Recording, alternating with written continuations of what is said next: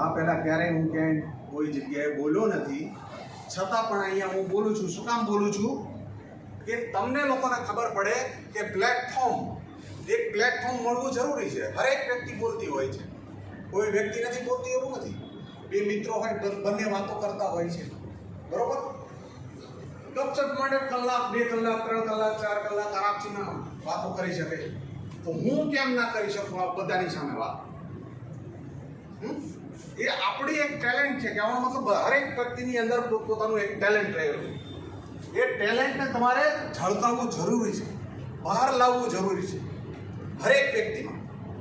અને એ તમે પ્લેટફોર્મ આવે, આજ હું આવ્યો, મને એમ થતું હતું પહેલાં તો હું ક્યારેય બોલ્યો નથી આમ, ક્યારેય એની.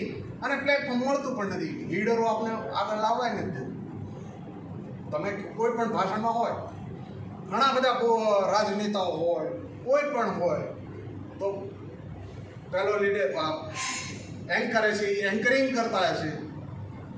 પછી નાના લીડરો હોય, એને બોલવાનો મોકો નથી મળતો, મળે છે. તો આ એક એવું પ્લેટફોર્મ છે જ્યાં તમને અત્યારે જો હું બોલી રહ્યો છું એ તમે બોલી શકો. ક્લેપિંગ થઈ જાય.